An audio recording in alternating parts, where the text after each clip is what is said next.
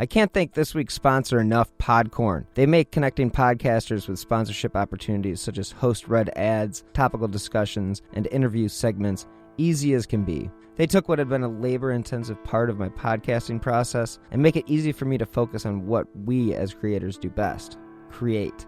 If you're looking for a way to monetize the hard work you put into your podcast, then look no further than Podcorn. You set the rate you believe to be fair and deal with the brands directly. There is no middleman. And at Podcorn, you will never give up any rights to your podcast.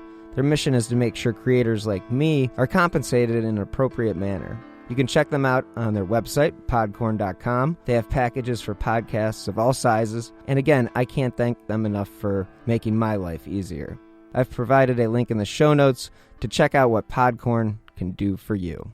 Slow Burn Media and Bill Huffman present this week's episode of Who Killed with Melissa Lee of the Victimology Podcast. On April 28, 1979, Christina White disappeared. Her family, the community, and law enforcement searched, but to date have never found any answers why a young, vibrant girl suddenly went missing. Jackie Nichols with the Asotin County Sheriff's Office has spent years now trying to piece together that mystery that unfolded on April 28, 1979, right here on the streets of Asotin. Detective Nichols has hope for these cases. She wants to look into the evidence collected at the crime scene of Christina Nelson and Brandy Miller for the possibility of DNA. But she says that's a long, grueling process. She will keep fighting until these cases are solved. Now, if you have any information on anything involving these cases, she says to call their 24-hour dispatch line at 509-758-2331. Hello and welcome to episode 66 of Who Killed. I am your host, Bill Huffman, and of course this is a Slow Burn Media podcast. And on this week's show, I will be talking with Melissa Lee of the Victimology Podcast about the Lewis Clark Valley serial killer. Now, she was also on this week's episode of True Crime Garage to discuss the Delphi case, but I thought it would be also nice to have her on Who Killed. So, if you guys missed the episode with her on my Passion case, then this would be a great time to hear some insight into one of the most interesting cases in the Pacific Northwest. So join me and Melissa as we discuss who killed the victims in the Lewis Clark Valley serial killer case. Welcome to the show. Thanks for having me. I'm very lucky to have you, and I would be very interested to hear a little bit about what case you decided to choose this week. So I have to just say it was really difficult to pick one because understandable. I'm like one of those kids who grew up watching court TV and all that fun stuff, and I really, couldn't pick one. Let's put it that way. So I ended up looking, as an adult, what case has completely captivated me and I have just dove on into, and that is the Lewis and Clark Valley serial killer. With this case, I know a little bit about it. What were the years that this case actually took place? In the actual Washington and Idaho region, the years that this person of interest was active would have been 1979 to about 1982-ish, we'll say. But we've come to find that there are way more cases than just these local ones. So this person has been active most likely since he was a teenager. And that is very scary because he's done a lot of damage. Okay, so there are, I believe 4 known victims? There are 2, 3, 4, 5. There are 5 victims in the Lewis and Clark Valley area. Okay. And he is somehow connected to just about every single one of these.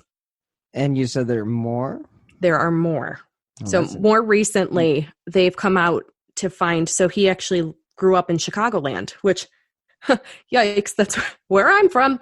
Come to find out, in the 1960s, there was a little girl who was murdered that he was actually interviewed with. So they ended up finding that incidentally while shooting a recent documentary about it. They think that this might be the straw that breaks the camel's back, I suppose. Well, I guess that's... So, yeah, there is just a lot to this case. And the more you look into it, the clearer it gets. I'm not going to rag on Chicago, but, we don't exactly have the best reputation. I was just going to say, like, as far as serial killers go, there's a guy, I believe, named Gacy. So, I wouldn't be too shocked about 4 or 5 killings, but, it is what it is. So, anyway, getting back to why this is a passion case and what it is that makes it so interesting to you. I'm not going to lie. Well, first of all, I'm just going to say, not to date myself, but I was born right around that time. And it's a very desolate area, though, where, Spokane. Yeah, and, it's tiny towns. It's definitely like all locals, and it's like a small town. I've been vibe out there. Oh, you have? Yeah, I've. Oh my gosh, I didn't know that. So, like, I went on a cross-country trip with my best friend from growing up, and we actually traveled through the northern peninsula of Idaho and Spokane. And, and so, like, we've been through that stretch of, it really is. Like, if you haven't been there, it's east of Washington is very desolate. And, northern Idaho, it's got Coeur d'Alene, which is like it's like a Lake Tahoe of Idaho. But other than that, there's just, it's a very easy place to pick somebody up if they're... Oh, for sure. Yeah. Well, and if there is, let's put it this way, this person of interest had the resources to utilize the vast emptiness, and he took advantage of the area. That's what we'll say. Yeah, a lot of serial serial killers, if they are wanting to be active in an area, they're definitely going to take advantage of what the environment provides them. It's very Bundy-like, he had the same type of environment to a degree where he could take these bodies up just 40 or 50 yards off the road, and it's so desolate with trees and all that stuff that, like, you're never going to find the body. And, with this case, that's part of it. Not all of his victims have been found. So it's believed that he, again... And the victim that's not been found, is it just one that's not been found? There's 2 in that area that have not been found to this day. That Christina White? Mm-hmm. And that would have been in 1979. And then Stephen Pearsall in 1982. Yes. Do you want me to kind of go into... Yeah, go for it. The whole thing that interests me about that aspect of it is it's 4 females and a male. Mm-hmm. So it's like, well, where does the male fall into this series? Killings. So it's definitely pretty interesting. The first victim is believed to be, like I said, Diane Taylor from Chicagoland, and she was a kid at the time. And that would have been in the 60s. And then it's important to mention, just as a pre-note to the entire case of the actual Lewis and Clark Valley victims. In 1972, this person of interest was actually caught breaking into a mortuary where the body of a 16-year-old named Antoinette Anino was being held.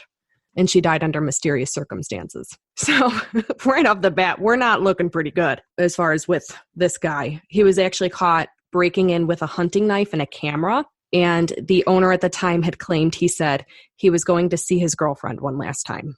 Oh, of course. And they apparently did not know each other.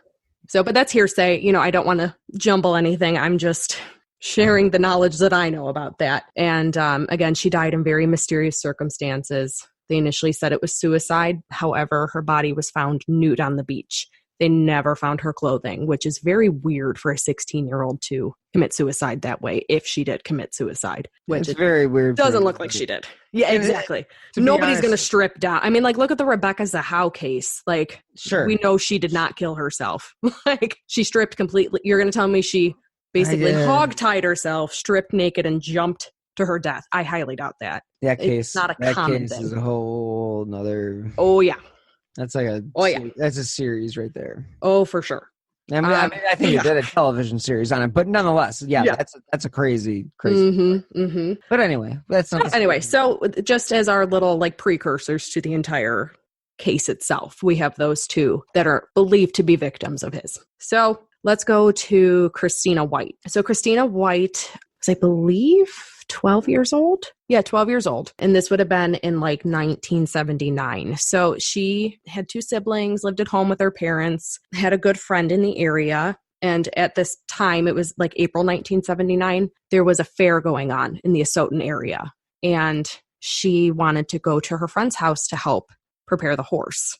I suppose her friend had a horse. And she was very prone to suffering from heat stroke. So she got to this friend's house. She called her mom. Her mom couldn't come and get her right away. So she had just said, ask for a cold towel, put it on your head. And when you feel better, head on home, which it was basically down the street, only like a couple blocks away. So time passes. Mom's waiting for her at the end of the street. She doesn't show up. So then they call the police. So this is where it gets kind of weird. This person of interest was supposedly the only person in the home that day when she disappeared, and supposedly was the person to give her a towel. So, first case that we're aware of for him. Unfortunately, children go missing all the time. One weird fact that I had learned from watching the documentary Confluence. So Christina White's mother actually spoke with this person of interest, and he was just very squirrely, I guess you could say. He was very interested in joining the investigation for this case, like in helping in any way he could. He was the first one, which is very common. A lot of times they want to relive it in a sense where they're present, like knowing full well it's almost like a haha, I know you don't, but at the same time to watch what's happening in the case. That's absolutely happens a lot of the times. So Christina White's mother spoke with him, and I found this really, really interesting. When speaking with her, he had a towel around his neck. That's odd. Right? I'm like, that's kind of odd because he supposedly gave her a towel. So she has never been found to this day. She had her bike with her at the time, and her nor the bike have ever been found. So about a year later, almost not quite a year later, around the area of where the farm was, where the horse was kept, school papers of hers were found in like perfectly new condition, as if they had just been placed there. And apparently that's the only like physical evidence in this case whatsoever. Wow. Kind of weird, right? Like that's... doesn't seem like a coincidence when you kind of think about it. No, and no. I did read about that, and I thought, man. And if anything, it makes me think he's taunting the police. That's what I was thinking. Right? Like he's, oh, well, here you go. Here's a clue. Yep. So come get me. Exactly. And he did own property in the area. He was staying at his girlfriend's house at the time, and he had a house not too far from the White as well. So, and that he, nobody was living there at the time. So it's believed he could have hidden something there for a short amount of time if he had to. So it's definitely plausible with him for this case. Absolutely. And I think to this day, he's obviously still person of interest number one. So that was the first victim in the area. In the area. So where did it go from there? So we fast forward to 1981. So 2-year break? Supposedly. Okay. Oh, there is a theory behind this. There's definitely a theory. So Kristen David decided to go for a bike ride. So she was a young female. She was a college student, right? She was. Okay. And she had worked at like a pea processing plant. I think she had bartended too. Don't quote me on that. But she was, standard college jobs. Exactly. So she decided to go for a bike ride, which she did pretty frequently. She was going to, take a long pathway down and was going to end up going, I think, to class or work or something later on. So it's the West. Everybody's more active than we are. I'm like, I can't even remember the last time I went for a bike ride. But I know. I was just thinking, I was reading the story and I'm like, oh gosh, like I have a nice new bike and I'm like, I don't know. Yeah, right. Have I ridden it this summer? No, I have not. So anyway, not to divert. So with Kristen, so there was a supposed witness to this, but I had heard conflicting reports as far as whether or not this actually came from the witness's mouth or whether or not he was hypnotized. And as you know, hypnotism does not always work well when trying to find witnesses, as we know from Amy's case. Sure. A lot of times it could be a red herring, unfortunately. Yeah. Okay, when you don't have a lot of different options, that's where... Right, if you're end of the line. Yeah, exactly. Right, exactly. You know, this witness supposedly saw a man in a car next to a woman on the ground who appeared to be unconscious. Okay. So this guy went and called 911. Ambulance came out and they got mad at him because nobody was there. So this happened about a week before July 4th. Her body was found actually on July 4th, wrapped in trash bags, floating in the Snake River. She had been dismembered, which a lot of people have argued that's not really his MO. I am actually pretty good friends now with Gloria Bobberts, who is the cousin of one of the victims. And her and I have spoken about this. And, you know, she actually runs a Facebook group that the second I had heard about this case, I hopped into. But regardless, she and I have spoken, and we were looking at the timeline and we're thinking, you know, what was going on in his life at this point. Come to find out, he was getting married in July. And Kristen was found beforehand. A lot of times, if a big thing is happening in serial killers' lives or, you know, a stressful time, sure, they will branch out and try something new, which we know Bundy did. Bundy did that a couple times where he tried different things to see. And something kind of interesting, you know, in rewatching Cold Valley, I think I've watched it 10 times at this point because I'm there's got to be something I'm missing. Yeah, but not to make you feel bad about living in Chicago. Again, I lived a dorm away from where Ted Bundy lived. So yikes. It happens. Yeah. You know, that time was just not a good time. I mean, there were tons of serial killers active at that point. At least that's the way it seems. I mean, definitely, I don't know if they're going to look back on this and 50 years and be like, oh man, the 2000s were just fucking insane. But man, it's I don't know, the 70s, the 70s and early 80s just seemed, God, so ripe for just being just chaos, basically. Yeah. And just having terrifying. Oh, makes me glad I'm a 90s baby. Let's put it that way. Okay, shut up now. Yeah. Anyway, continue. Anyway, that wasn't it. No offense. I did not mean that. Just everybody knows. Yeah. Okay. So anyway, youth is a great thing. Yeah, we'll go with that. Yes. So her body was found in trash bags. The coroner believes that whoever dismembered her would have had some sort of medical knowledge. And in talking to Gloria, we were kind of bouncing off one another. She had mentioned that there's been people who have claimed that he's walked them through parts of the body. So he's very smart, avid learner. He had walked people through, somebody had cut their skin and he walked them through the entire skin layers into the muscle, into the bone, all that good stuff. And they're okay, thanks for that, I guess. So it's believed that he could have, known something. And also, I believe he was a hunter as well.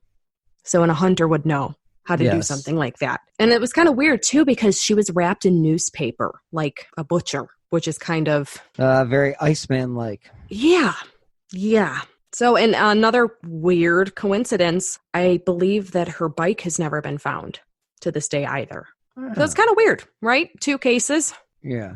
People just seem to completely disappear. Obviously, one body found, one not. And, this case has actually been submitted to the FBI. And there's definitely people out there who are not sure whether or not he's responsible for this case. There's reason to believe he is. They would have crossed paths most likely. And he drove around for a living. Basically, he was like a delivery driver for a specific company and would have driven that route quite a bit. So something to think about. That would also make sense for as far as the packaging goes. Mm-hmm. If you work for a certain company. Oh, sure. Absolutely. And, I don't know whether or not everything's been found with Kristen David. I'm not sure. As far as body parts go, they have not released that. So it was Kristen White and then Kristen David? Christina White and then Kristen David. Oh, jeez. I know.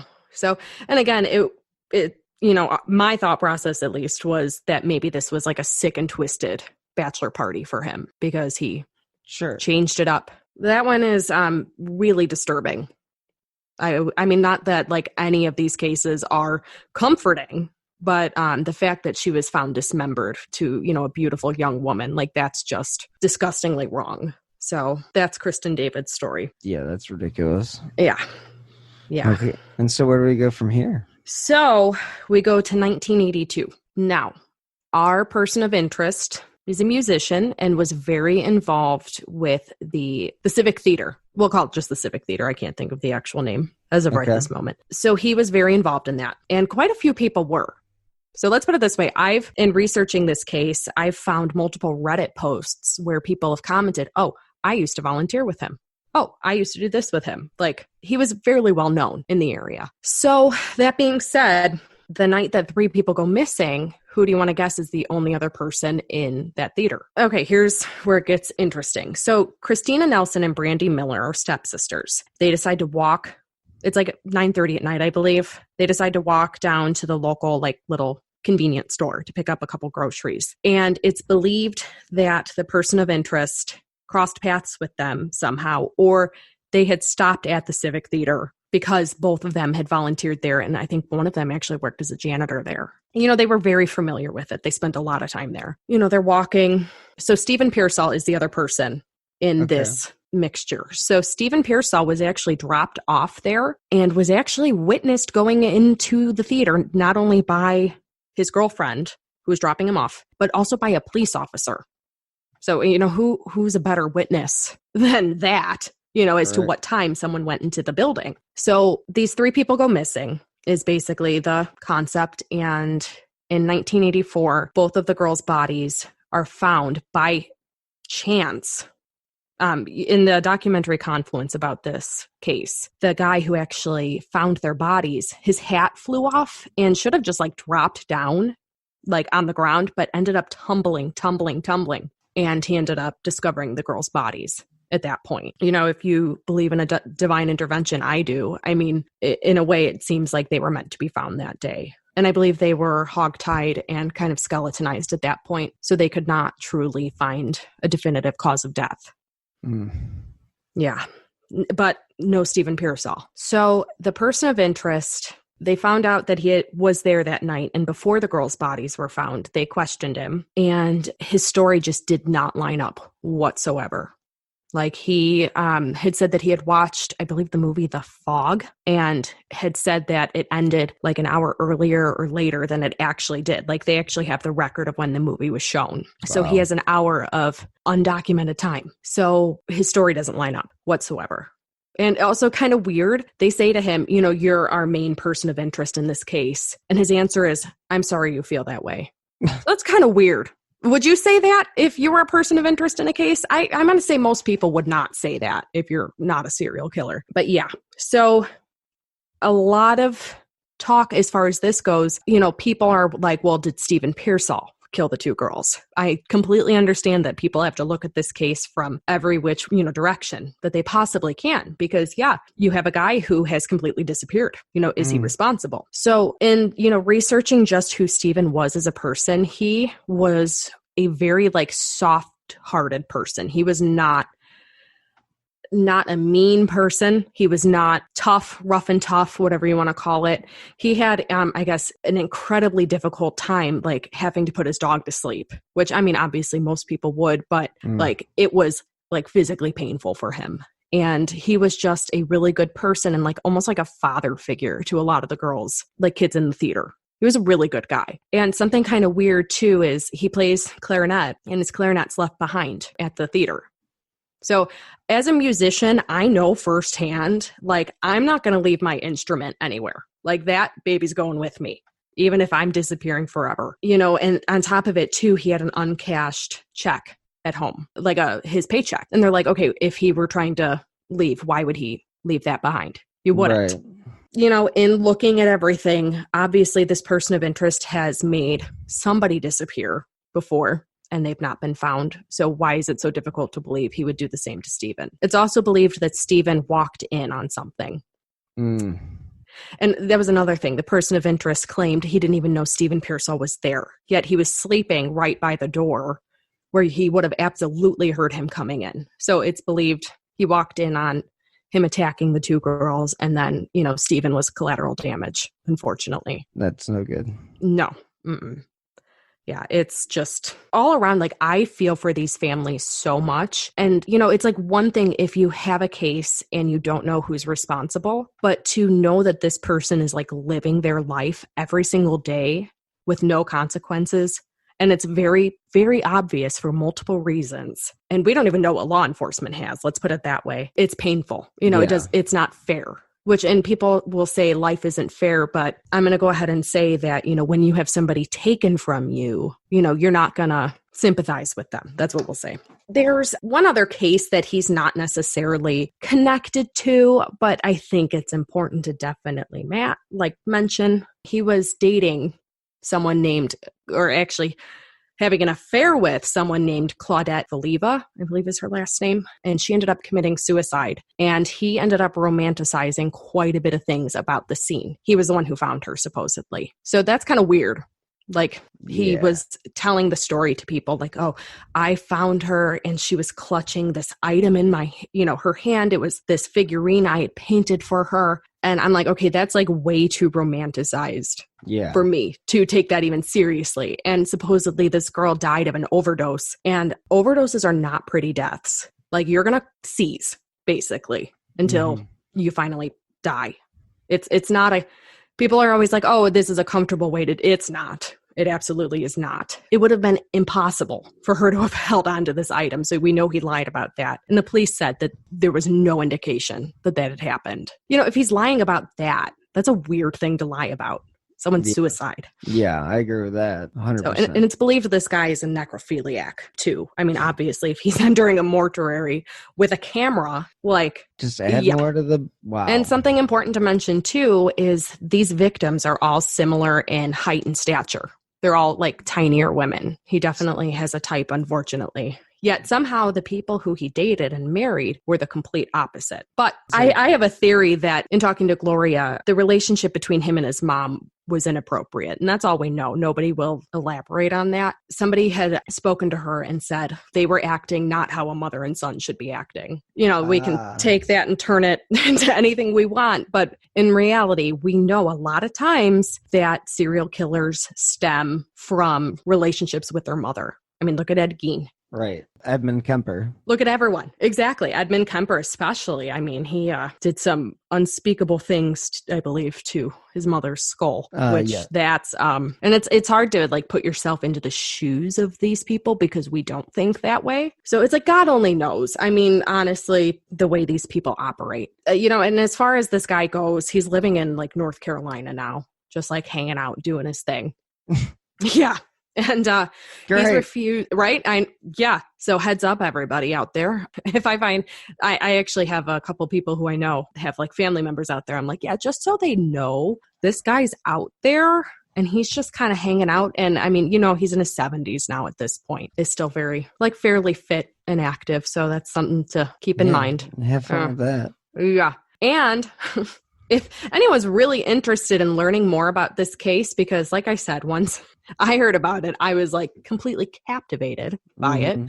There was actually a case that someone had posted into this group about a sketch of a man who was seen where 2 murder victims' bones were found, 2 women of, similar size and stature to his victims in North Carolina, and it looks just like him.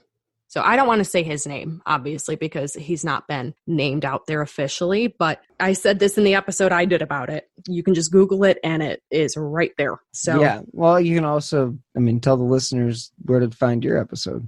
Oh, for sure. So you know what? That should say something. That's how much I am interested in this case. This was my first episode on my true crime podcast, Victimology. And it's like been my baby. So I wanted to make sure it was a case that's like really important to me. And, it's just, like I said, these people have grown on me to where, I feel like pain for them knowing what they know. It just like infuriates me that he's out there. What is law enforcement's perspective on the whole situation? So they've started a new task force, which, in watching the documentary Cold Valley that was on Investigation Discovery, it was so well done. Oh my gosh. Detective Jackie Nichols, I've said, is like my new hero. She's like leading up the investigations over in Asotin, Washington. She is literally a badass for like the true extent of the word. So, they've started a new task force with this. So he's, definitely being looked at. And if you watch in Cold Valley, they're actually sending stuff off to the FBI to be tested.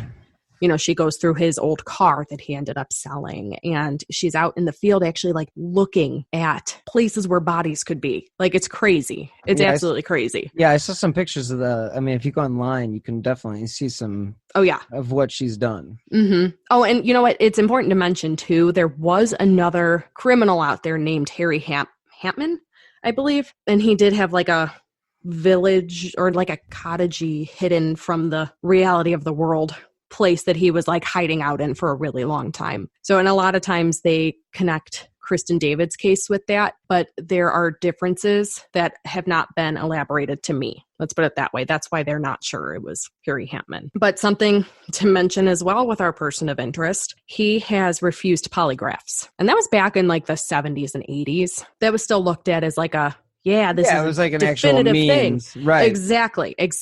And his thought process was, I had a really bad experience and I don't think it would be in my best interest. Like, okay, what was your bad experience with it? Something the last time I murdered a girl, I had to... honestly, like, good God. So then he was actually approached then a couple years later about a different case altogether from the Lewis and Clark people, to which he gave DNA for, yet had his lawyer doctor something up saying you can only use it for this case. If that doesn't sound like a guilty person to you, I don't know what would, because you're going to tell me you wouldn't want to clear your name. Like, he has not denied anything, as far as I'm aware. He has not denied anything. Wouldn't you want to clear your name? So he's just said no comment? Basically, yeah. And I believe something along the lines of, don't name me, but like has not fought whatsoever. And no, and I was thinking about the West Memphis 3 case. And I was talking to Gloria one day about how the civil case coming out from one of the suspects ended up requiring him to give DNA. And I'm like, I would love to see that happen with this case, because in civil cases, it's much different than criminal. Stuff like that can just like come out. It would be interesting to see. So, and like I said, I know there's stuff moving around in the back. I'm not privy to that information, unfortunately. Wish I was. We can only hope this like son of a bitch is going to get caught, because he is obviously still a danger to society. If you look at the case, and again, if anybody wants to join the Facebook group, it's Lewis Clark Valley Serial Killer Discussions, and it's run by Gloria, who is Christina Nelson's cousin. And she has just become like an advocate for the entire victims of this piece of shit. If it wasn't this guy, who could it be? No one. That's the problem. Because you're going to tell me, how many times do people have to die or disappear around you mysteriously for it not to be suspicious? Like, to be the last person to see somebody alive, Christina White, and to be in the place where 3 people disappeared and 2 were found murdered, and then lying about the timeline of you being there. I mean, that's pretty sketchy. Yeah. Like, and then, like, breaking into a mortuary. Like, can we talk about that for a second? Like, that is beyond messed up. And what was he caught with again? A knife and a camera, breaking in to see the dead body of a 16-year-old. And he would have been in, I think, in his like 20s at the time, late teens, 20s. Yeah. Now, was that his first run-in with the law? Oh, no. Diane Taylor would have been his first when he was interviewed. Okay. Now, granted, there were tons of people interviewed for this little girl's death. I mean, and she suffered a horrible death. Diane Taylor did. Not to like take away from any of the victims, but for the brutality towards a child. I mean, I think that speaks volumes as far as what kind of person we're dealing with. And he would have been a teenager at the time. What made her death so? She was found in an alleyway. She was seen leaving the YMCA, where I believe he was a camp counselor. So take that into effect. And last seen, walking away. And then a couple days later, her body shows up completely bruised and beaten. And I believe she was sexually assaulted as well. And for the time, and I think that was 1963. Let me confirm that. I'm pretty sure it was 1963. But for that time, I mean, like, my goodness. Like, that was horrible. Yeah, 1963, August 3rd is when her body was found in the alley. This guy basically was active for what we believe is at least at the bare minimum 20 years. Oh, absolutely.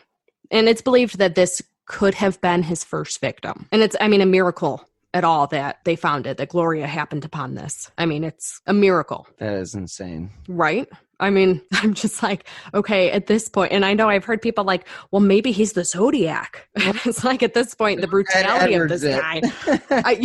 At this point, I feel like everybody's considered to be the Zodiac, but that's, yeah, exactly. That's okay. But yeah, no, I mean, this sick son of a bitch needs to get off the streets, as far as I'm concerned. Even if he's old. I don't care if he's old. He still needs to pay for what he did. It didn't make a difference in catching Whitey Bulger. I mean, nope. Or the Golden State Killer. Right. He's like 1,000. Like, I mean, it doesn't matter. I mean, if you're, what's that old law enforcement statement? Like, if you're going to do the crime, you got to do the time. Like, and in this day and age with our capabilities, I can only hope justice is coming soon. With all the technology and everything. Exactly. I would hope that they would be able to pin it to them. Exactly. And yeah. So, and like I said, for the victim's family's sake, like I want to see justice for them so badly because, everybody's getting older. I mean, Christina White's mom died without knowing what happened to her daughter. I know how it goes when you meet the families. It makes a big difference in the way you perceive a case or anything like that. So I definitely believe that, that can be a driving force and a positive force in any type of case. So. Right. And I mean, just some, I guess, little things that I'm going to give Gloria a little shout out here that she's kind of looking into right now that you can see on the group if you're interested, as far as his mother being involved in a local church in Chicagoland at a Lutheran church. So that's kind of where we're going with that, which is kind of an interesting venue to take, we'll say. Okay. Oh, his father died while he was very young. And again, too, we had heard reports that he had an inappropriate relationship with his mother. We don't know the extent of that, though. But they would have attended this church from 1958 until 1965. And it was the North Austin English I can't even say that word, Lutheran Church in Chicago. So she's asking if anybody has any information about that to, reach out to her, which all that information's on the Facebook page. Was there anything shady about that church? I'm just wondering if I can say this thing. Not to say that it's not this guy. I'm just saying that, that's sometimes how it can go. Right. Well, and I feel like, I'm so guilty of that, like, especially with like the Scott Peterson case. I'm like, oh, that son of a bitch did it. Like, well, and that was the other case I was going to talk about. I was between this one and Lacey's case, because that one, honestly, like, was my first encounter with this, but I don't know that I would call it my passion case. Like, it hasn't been. It's so weird. Yeah. And there's so much reasonable doubt, and everything they convicted him with was circumstantial. Oh my God. I'm like that. I'm like, how can you tell me that he was found guilty in an actual, like, real court trial of his peers? Like, I'm like, he was guilty with the court of, what is it? Public opinion. Exactly. Thank you. My brain isn't exactly plugged in right now. I mean, that's the only reason that guy got caught, because it's an important thing to mention about the religion. Well, that's why I asked.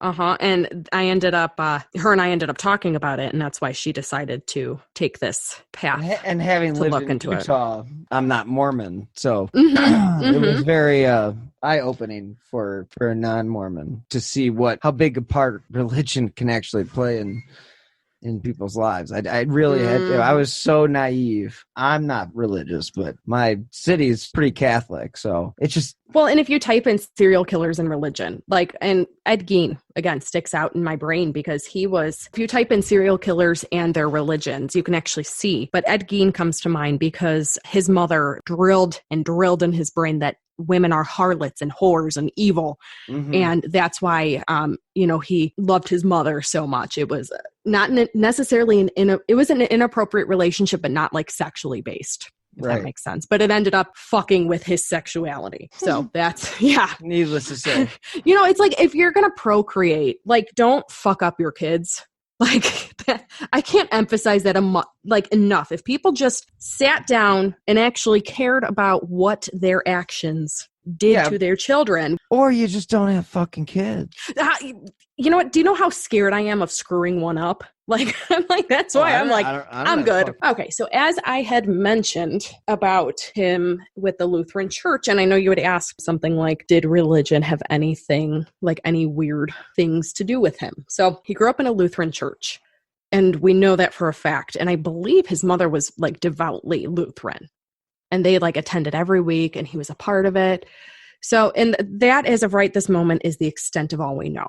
But someone came forward with a really weird interaction with him. This happened, I guess, in the 80s at some point. So somebody at the theater was just kind of making small talk with him. This person was like a teenager at the time, was just like, like, what religion are you? And the person of interest stopped dead in his tracks, looked at him and said, none of your damn business, and walked away.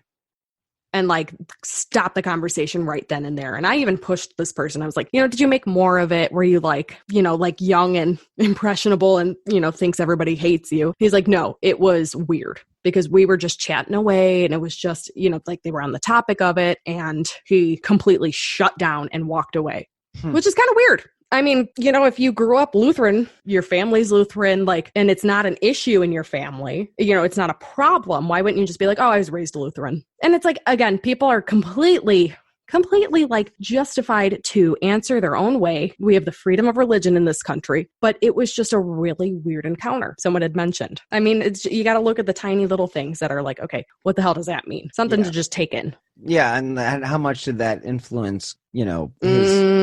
Like, was he abused? What? I mean, we hear horror stories about the Catholic Church, like that whole, The Keepers. That entire documentary is so screwed up, up. And, we know that, like, unfortunately, like, people who are part of churches are not always good people. Unfortunately, they're evil and have bad intentions. So God only knows. Or three letters, BTK. Bingo. That's all I thought of in Mindhunter. And I'm going to give a quick spoiler alert. If you haven't listened to Mindhunter, don't listen to this part. When they said, oh, this guy's not a religious person. He doesn't go to church. I like stood up right away and I was like, guess what?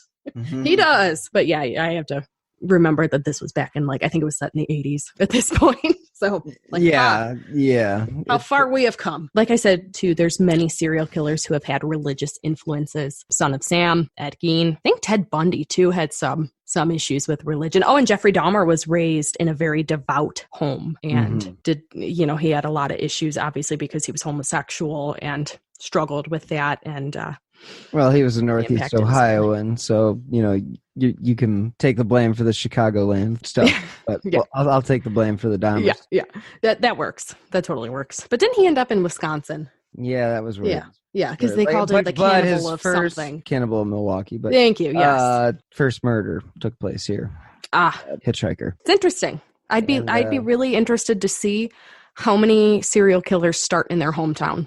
I would be very interested because this person supposedly did, this person of interest. And now that you said that, it makes me wonder. Very interesting. I mean, it's true. You don't, it's like with the Mihalovic case or with, these other cases that we're talking about at the present moment. Like, there is a reason to think that this person had committed more than just this offense or is responsible for other offenses that. Absolutely. Absolutely. And you have to look at those kind of patterns. And of course, you have to look at it with like a discerning eye. You can't just be like, oh, yes, like they're guilty for everything. Like you have to look at it. And I mean, what's that? Occam's razor. Like the most simple answer is the answer. Exactly. I believe you said that in my podcast that I had you on. I think I might have, but I've used that reference before. But it's true. It's very true, and it's very true in a lot of homicide investigations. And I'm glad to see that they're looking back into some of the Atlanta child killings because there's absolutely no way in hell, and not to be a spoiler to the people that haven't finished Mindhunter season 2. Yeah, fast forward if you haven't watched it yet. To blame Wayne Williams for every single one of those crimes is absolutely fucking asinine in my opinion. And that's not to say that he's not responsible for some, but to say that he's responsible for every single all one of them is totally ridiculous because if you it's irresponsible in a way. Yeah. Well, it's irresponsible, but it's impossible. If you look at the amount of time that he would have been able to do this with the place that he was living, he would have been killing like a person a week or so. It was something something ridiculous. So like whatever. No, I get you. Yeah. And that was one of those cases when I remember being a kid and watching that on American Justice with Bill Curtis, speaking of Chicago. The American Justice perspective was like, yeah, he might be innocent for some of these things, because they were showing the families talk about, I can't think that he had anything to do with my son's killing or whatever. And it's not to say that, again, that he wasn't responsible for some, but to blame him for all 27, I think is completely irresponsible. And you can see that in Mindhunter, especially with the way it ends, with Holden's perspective. And then, like, are you fucking kidding me? Like, seriously? Yep. You just screwed us. Yeah, that entire case is just such a sad one on top of it, because all of these children died. Like, it's horrible. Well, all these children died, and it affected so many people. Yeah, I mean, I did an interview with Levon Putney, who works for WCBS in New York as an anchor, and that's their New York news radio station. But I was his sidekick when I was his intern back in the day when I worked at the news radio station here in Cleveland. And he talked about when he lived in Houston, when the Atlanta child killings were going on, remembers not even being able to talk to friends. Like, he's like, it was like years before we saw the friends at the end of the street. He's like, our mom would not let us leave. I mean, yeah, it was so sad. So much. It's so sad too, because, it's people of color. And back then, given the same, God, and it's just with all the horrible. Yeah, I mean, I've definitely, I definitely have a special place in my heart for that side of things. I just think it's that whole part of society has been completely, screwed, but neglected and just shoved aside. And I'm not going to get all political and everything, but like to say that once we abolished slavery, everything was cool. It's like that Family Guy skit. It's like, we're cool, right? Well, then for some reason, that's hilarious you said that, because for some reason, like, it makes me think of too in Family Guy when they're like, oh, what happened between 1938 and 1942? Nothing happened. Like, seriously, how can you just ignore a part of history? Like, what? Oh God! And there's another one. I was trying to think of. I don't know. Man, I never thought Family Guy would be. Yeah, we're not bringing up Family Guy, but and I'm not even the biggest fan. No, neither am I. But I forget what it was, Family Guy or The Simpsons. But like, they're basically inside the brain, and two accountants just like pounding away on the computer, and they're like, "You ever think about what's outside the brain here, and like, or outside the walls here?" And he's like, "Nope, neither should you." And he's like, "Okay." So they just pounding away, and I'm like, it's so much like, wow. I think of anxiety, like I suffer from anxiety, and oh, me too. Like, yeah, and it's just funny to think like, no, it's absolutely true. No, it's better just not to ask that question. Yeah. Just keep going. Just keep doing it. Like, don't even bother. Don't ask that question. Well, and I don't know how open you are about talking about your anxiety. Oh, I'm an open book. I've been in therapy since I was 10. No, and I find with like, so I'm depression, anxiety. My dad died 10 years ago. Did that like really like fuck with your psyche? Oh, like, my fucking God. I had this weird, if you go on clevelandsailing.wordpress.com, there's kind of like a story about the About, which is kind of tells a story about why I started the website and whatever. And like, I used sailing as a way to build a relationship with my dad, who like, he was, he was just like a typical guy, and didn't have a ton of love when he was growing up, but his dad was a doctor and like, whatever. So, and he got shipped off to boarding school, and I made the choice because I was a therapy kid and my mom did not want me to end up like him. So I went to therapy when I was 10 and basically worked on myself. And then at like age 20, my one friend was like, "Man, your relationship with your dad kind of sucks." And I was like, "Yeah, you're fucking right."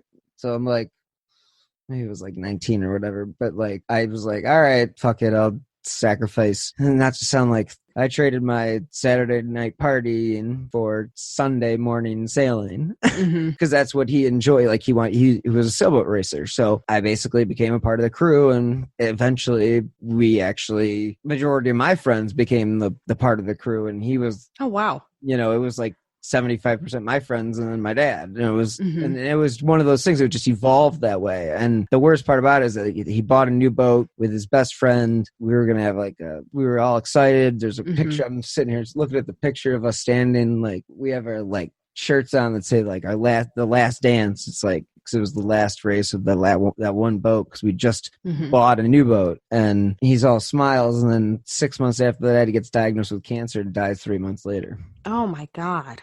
Yeah. That's horrible. Yeah, it's like when you're already down and like life kicks you. Oh, it was a big fuck. Yeah, it was a big fuck up. I mean, I had never had panic attacks before, and they took over my life. That was like 4 years after he died. So it was like one of those and things, it sits with you. I mean, like, oh, it's still having shit. Yeah. I haven't lost my parents, but I watched my mom lose both. So I grew up next to my grandparents. Okay. They were basically like a second set of parents to me. So like I watched my family like have to deal with like their parents dying.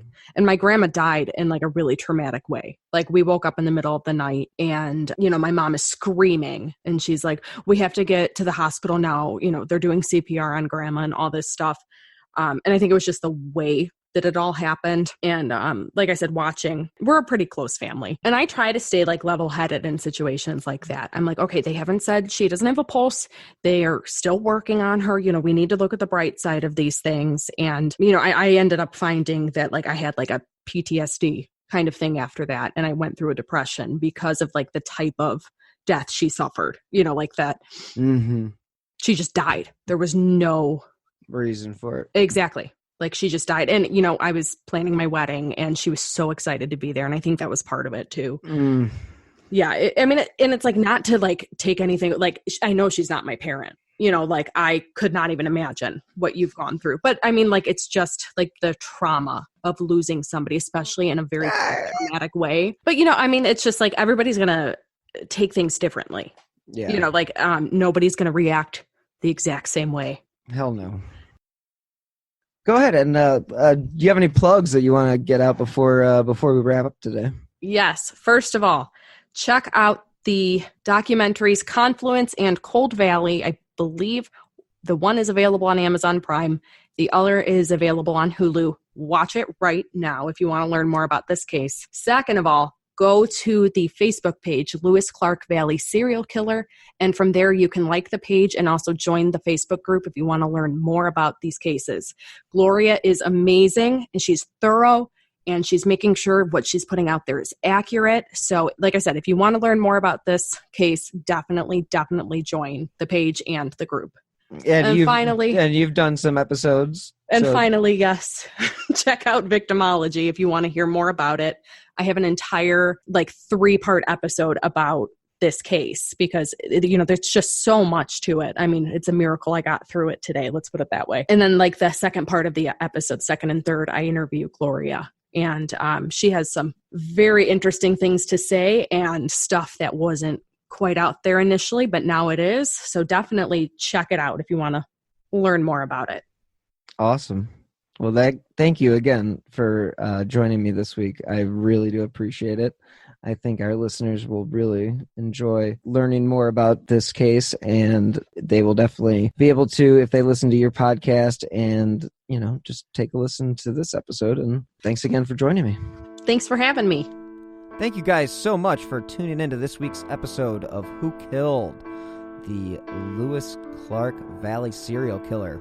I would also like to thank everyone who has taken time out of their schedules to make these shows popular, as well as help me continue to produce them. As a reminder, I do drop new episodes of Who Killed on Fridays, and while I am continuing to edit season 2 of My Passion Case, those will eventually be dropped on Mondays. So, for the second year in a row, I will be representing Who Killed and Who Killed Amy Mahalovic and My Passion Case on Podcast Row at CrimeCon 2020 in Orlando. This is definitely a bucket list item for any true crime fan. The dates have been moved, obviously, and they are now October 30th through November 1st. So it'll be a little Halloween CrimeCon experience, which will be pretty cool. And if you guys want to save money on your ticket, you can use my promo code Amy2020. If you enjoy this podcast and my other shows, you can help support independent journalism by clicking on the donate button on the left-hand side of my website, slowburnmedia.com. That is slow minus the W. You can also contribute to the show via the Venmo app with my username at Bill-Huffman-3. I will provide a link in the show notes as well. And every contribution does help keep these Slow Burn podcasts running. You can also support the show by leaving a 5-star review on Apple Podcasts or wherever you listen to your favorite shows, because those 5 stars do keep these important cases I cover in the spotlight. So if you guys have any information regarding any of the unsolved cases that I've covered, please contact the FBI at 1-800-CALL-FBI. And if you want to submit a tip anonymously, you can always do so via Crime Stoppers. So if you'd like to stay up to date on the cases I have covered, as well as the new shows I have in the pipeline, please follow me on Twitter at BillHuffman3. Thank you guys so much again for listening this week. And until next time, be healthy and safe.